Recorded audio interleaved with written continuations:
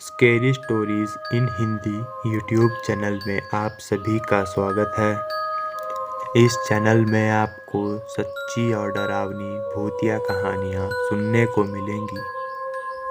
अगर आपको डरावनी कहानियाँ सुनना पसंद है तो हमारे चैनल को ज़रूर सब्सक्राइब करें और बेल आइकन दबाना ना भूलें।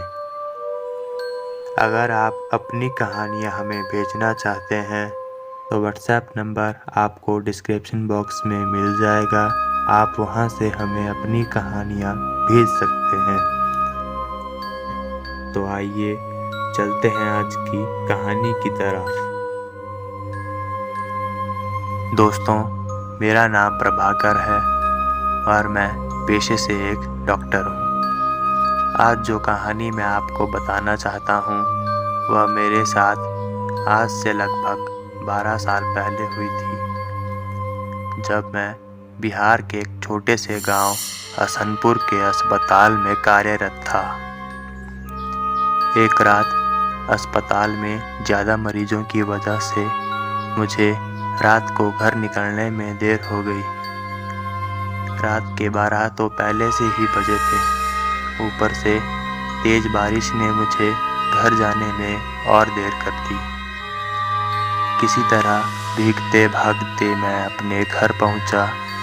गीले कपड़े बदले ही थे कि अचानक दरवाज़ा खटखटाने की एक आवाज़ आई। मैंने सोचा, इतनी रात को भला कौन आया होगा। मैंने दरवाज़ा खोला और देखा कि एक 17 से 18 साल की लड़की, जो बरसात में पूरी तरह भीगी हुई थी, रोते हुए कहने लगी कि मेरी माँ की तबीयत बहुत ख़राब है, आप जल्दी चलिए, नहीं तो वो मर जाएगी। मैंने उससे कहा कि रात को मैं मरीजों को नहीं देखता हूँ, सुबह तुम उन्हें अस्पताल ले आना। मगर लड़की जाने को तैयार ही नहीं थी और वो रोने गिड़गिड़ाने लगी। उसका रोना देखकर मेरी पत्नी को उस पर दया आ गई और मुझे उस लड़की की माँ को देखने के लिए कहा। मैं मन ही मन थका हुआ बाहर आया और अपनी जीप निकाली। सुनसान रास्तों से होते हुए वो लड़की मुझे लगभग 5 से 7 किलोमीटर दूर एक दूसरे गांव में ले गई। मैंने सोचा, ये लड़की भला इतनी रात को मेरे यहाँ कैसे पहुँची होगी। लेकिन मैंने इन बातों की तरफ ज़्यादा ध्यान ना देते हुए हम एक मकान में पहुँचे और वहाँ उसकी माँ बीमार पलंग पर लेटी थी। मैंने उनकी नब्ज देखी और उनको इंजेक्शन दे दिया, साथ ही कुछ दवाएं लिख दी। उस लड़की ने मुझे बाहर तक जीप तक छोड़ा, फिर मैं घर आ गया। अगली सुबह जब मैं अस्पताल के लिए जाने लगा तो सोचा कि क्यों ना रात वाले मरीज के घर चक्कर लगा आऊं। ये सोचकर मैं वहां गांव में पहुंचा। मैं रात को जिस मकान में गया था वो उस जगह पर मुझे दिखाई ही नहीं दिया। मुझे उस जगह एक टूटा सा मकान या कहें तो खंडहर नज़र आ रहा था। तो मैं गांव के लोगों से पूछने लगा कि यहाँ एक घर और परिवार रहता है।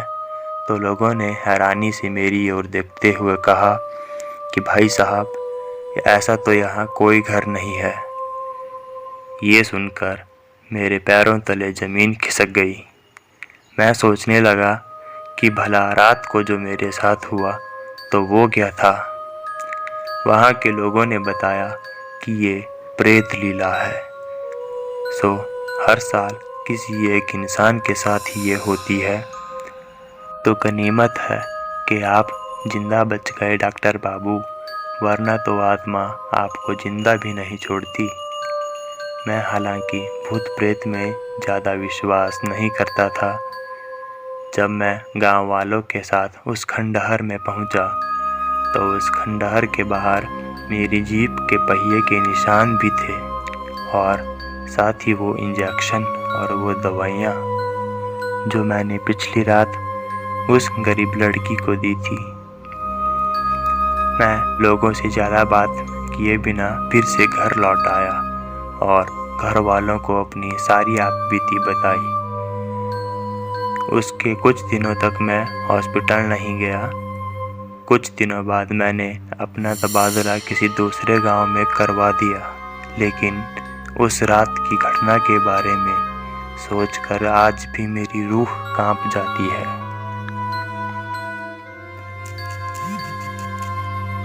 तो ये थी आज की कहानी। मिलते हैं कुछ रोमांचक कहानियों के एक नए सफ़र में। तब तक के लिए स्टे घोस्टली।